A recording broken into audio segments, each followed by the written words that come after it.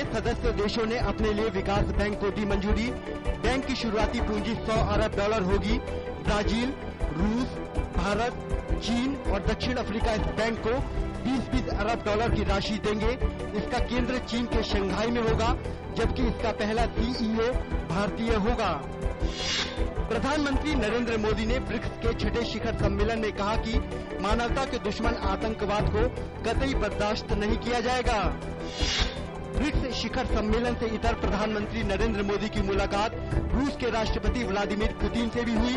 बैठक के दौरान दोनों नेताओं के बीच द्विपक्षीय संबंधों को बेहतर बनाने के उपाय के साथ आपसी सहयोग से चल रही परियोजनाओं पर भी बात हुई।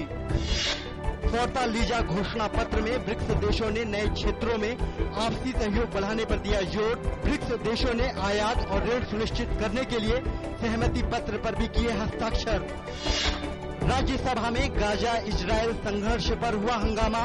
CPM नेता सीताराम येचुरी ने कहा, चर्चा के लिए चुने गए विषय को छोड़ा नहीं जाना चाहिए। उपसभापति PJ कुरियन ने मामले पर निर्णय के लिए समय मांगा। राज्यसभा कल तक के लिए स्थगित। मुंबई में पिछले कई दिनों से हो रही बारिश से जनजीवन बुरी तरह प्रभावित हुआ है। इस बीच मुंबई में हाई टाइड की आशंका व्यक्त की गई है। इसके लिए अलर्ट जारी कर दिया गया है।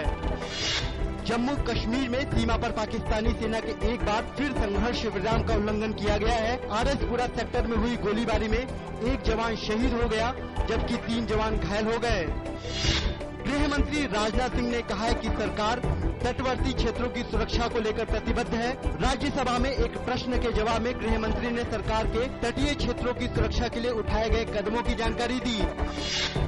वन एवं पर्यावरण मंत्री प्रकाश जावड़ेकर ने कहा कि सरकार विलुप्ति के कगार पर खड़ी 70 दुर्लभ वन्य जीव प्रजातियों को बचाने की योजना बना रही है। उन्होंने लोकसभा में बताया कि सरकार इन जीवों के प्रजनन केंद्रों का निर्माण भी करेगी। उत्तराखंड के कई हिस्सों में पिछले दिनों हुई भारी बारिश के चलते कैलाश मानसरोवर यात्रा को रोक दिया गया। खराब मौसम के चलते रास्तों के टूटने की खबर है और तीर्थ यात्रियों के जत्थों को बीच में ही रोक दिया गया है। देश का निर्यात जून में साल भर पहले की तुलना में 10.22% बढ़कर 26.4 अरब डॉलर के बराबर रहा। वहीं आयात में 8.33% की वृद्धि दर्ज की गई है और जून में आयात 38.24 अरब डॉलर रहा। वाणिज्य मंत्रालय के आंकड़ों के अनुसार व्यापार घाटे में बढ़ोतरी दर्ज की गई है। इंग्लैंड के तेज गेंदबाज जेम्स एंडरसन पर भारतीय ऑलराउंडर रविंद्र जडेजा को गाली देने और धक्का देने के आरोप में मामला दर्ज हुआ। यह मामला ICC की आचार संहिता के लेवल 3 के तहत दर्ज किया गया। आरोप सही होने पर एंडरसन पर 2 मैचों का प्रतिबंध लग सकता है।